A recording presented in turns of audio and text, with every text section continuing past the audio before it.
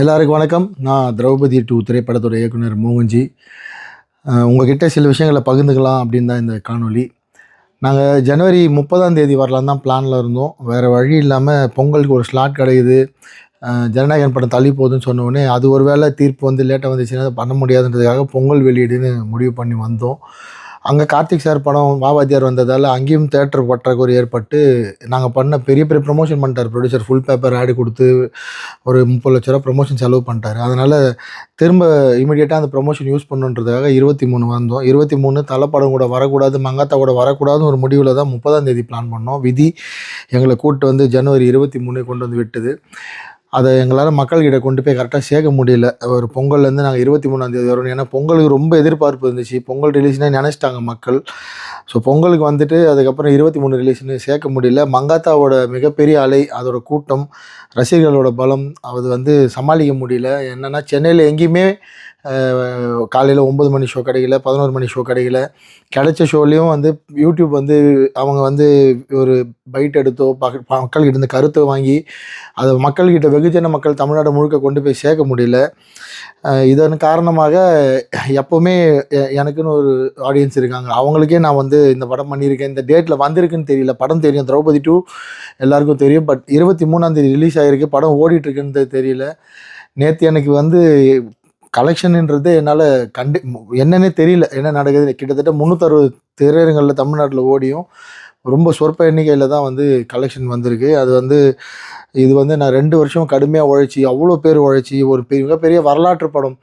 இந்த படம் வந்து இந்த மாதிரியான ஒரு சூழலுக்கு போக வேண்டிய தகுதி உள்ள படமே இல்லை. இது மற்ற டைரக்டரோ மற்ற ப்ரொடியூசரோ வந்து இதை வந்து தாண்டி போயிடுவாங்க. பட் என்ன மாதிரி எந்த பின்புலமே இல்லாமல் சினிமாவில் ஒருத்தர் கூட எனக்காக ஒரு ட்வீட்டு, இந்த படம் நல்லா இருக்குது, இந்த படம் பாருங்கன்னு சப்போர்ட் பண்ணி ஒரு டைரக்டரோ ஒரு ப்ரொடியூசரோ ஒரு நடிகரை கூட பக்கத்தில் நின்று அந்த மாதிரி ஆளே இல்லாமல் நான் தனியாக போராடி வந்திருக்கேன். உங்களை மட்டுமே நம்பி, மக்களை மட்டுமே நம்பி திரும்ப உங்ககிட்ட தான் வந்து நிற்கிறேன். எப்படியாவது எனக்காக படம் பார்த்த ஒரு 1,00,000 பேர் இருக்கீங்க. இந்த 1,00,000 பேர் தயவு செஞ்சு படம் பார்க்காத மற்றவங்க கிட்ட இதை பற்றி பேசுங்க, கிராமங்களுக்கு கொண்டு போங்க. இது வந்து கிராமங்களுக்கு இருக்க மக்களுக்கான படம் தான். மக்களுக்கு இப்படி ஒரு படம் வந்திருக்குன்னு தெரிஞ்சால் நிச்சயமாக வந்து பார்ப்பாங்க. அட்லீஸ்ட் திருவண்ணாமலை, செஞ்சி, விழுப்புரம், கள்ளக்குறிச்சி, உளுந்தூர்பேட்டை, கடலூர், சிதம்பரம், பாண்டிச்சேரி, அரியலூர், ஜெயங்கொண்டம் இங்கே இருக்கிற மக்களாவது இந்த சேலம், ஆத்தூர், தருமபுரி, கிருஷ்ணகிரி, ஓசூர், இது எல்லாமே வேலூர், ராமணிப்பேட்டை, இதெல்லாம் எப்போவுமே எனக்கு வந்து படம் ஓடுற ஏரியா. ரொம்ப கலெக்ஷன் அதிகமாக இருக்கும். சென்னை எப்போவுமே கொஞ்சம் டல்லாக தான் இருக்கும். ஆனால் இந்த ஏரியாலே இந்த படம் வெளியே வந்திருக்குன்னு மக்களுக்கு தெரியாதது என்னால் என்ன பண்ணுறதுன்னு தெரியல. அதனால் இதான் கடைசி வீடியோவாக இருக்கும்.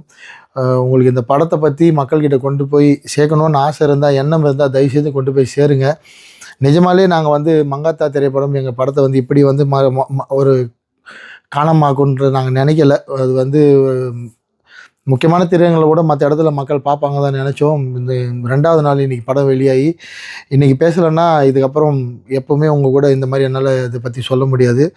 ஸோ இது மட்டும் இல்லாமல் இந்த நேரத்தை பயன்படுத்தி படத்தை பற்றி தவறான கருத்துக்கள், நான் வந்து ஒரு ஹீரோ கூட இந்த நம்ம படம் தைரியமாக வரேன்னு சொல்லி போட்டேன். அதுக்கு வந்து அவங்கெல்லாம் நெகட்டிவ் ரிவ்யூ கொடுக்குறதும், நான் திரௌபதி 1 எடுக்கிறப்ப அப்போ என் மேலே நிறைய நீ வந்து ஒரு சில சமூகங்களுக்கு எதிராக படம் எடுத்தேன்னு சொல்லி இப்போ அவங்களாம் எனக்கு எதிராக வந்து போய் பிரச்சாரம் பண்ணுறதும், படம் நல்லா இல்லைன்னு சொல்கிறதும், விடுதலை சிறுத்தை சேர்ந்த சங்க தமிழனும் தமிழா பாண்டியனும் யூடியூப் சேனலில் உட்காந்து நான் வந்து ஆர்எஸ்எஸ்க்காக 500 கோடி வாங்கிக்கிட்டு தான் இந்த படம் பண்ணேன், ஆர்எஸ்எஸ்க்கு பிரச்சாரம் பண்ணுறேன்னு சொல்கிறதும், அதுக்கப்புறம் போன வாட்டியே அமீர் அண்ணன் பகாசுரன் வரப்பவே இதே பிரச்சாரம் பண்ணுறது தான் என் மேலே குற்றச்சாட்டு வச்சார்.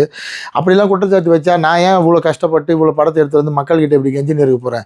இது ஆர்எஸ்எஸ்க்கான படமாக இருந்தால், பிஜேபிக்கான படமாக இருந்தால் அவங்களாம் இதை போய் பார்த்துருப்பாங்க. அவங்களாம் பார்த்துருந்தா நான் ஏன் வந்து உங்ககிட்ட இந்த மாதிரி நிற்க போகிறேன்? இது நான் மக்களுக்கான படம், இது மறைக்கப்பட்ட வரலாறுக்கான படம், இது தமிழ் மண்ணோட வரலாறு. இங்கே ஒருத்தன் உயிரை கொடுத்து காப்பாற்றி இந்த மதத்தை, இந்த இந்து மதத்தை நமக்கு வந்து கொடுத்துட்டு போயிருக்கான், இந்த கோயில்களை காப்பாற்றி கொடுத்துட்டு போயிருக்கான் வீர வல்லாள மகாராஜான்னு. அவரை பற்றிய வரலாறு, அவரை பற்றின பதிவு.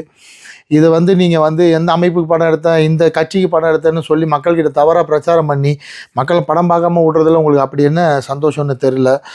சினிமாவில் உண்மையை மட்டுமே சொல்லி இத்தனை வருஷம் நின்று இருக்கேன். திரும்பவும் மக்கள்கிட்ட தான் வந்து நிற்கிறேன். உங்களோட தீர்ப்பு தான் வந்து எங்களை காப்பாற்ற போகுது. நீங்கள் தான் தீர்ப்பு கொடுக்க போகிறீங்க. உங்ககிட்ட ரொம்ப கேட்டுக்கிறேன், தாழ்மையாக கேட்டுக்கிறேன். படம் பார்த்த அத்தனை பேரும் தயவு செஞ்சு படம் பார்க்காதவங்க கிட்ட உங்களுக்கு படத்தை பிடிச்சிருந்தா போய் பார்க்க சொல்லுங்கள். இந்த இந்த ஒரு வாரம் நீங்கள் எங்களுக்காக செய்கிற இந்த இந்த உதவி நிச்சயமாக எங்களை மாதிரி கொஞ்சம் கொஞ்சமாக முன்னுக்கு வர திரைப்பட கலைஞர்களுக்கு மிகப்பெரிய உதவியாக இருக்கும். நிஜமாலேயே எங்களுக்கு திரைப்படத்துறையில் சுத்தமாக சப்போர்ட் கிடையாது. அது அவங்க மேலே தப்பும் கிடையாது. சொல்ல வரல, செய்யணும்னு அவசியம் இல்லை.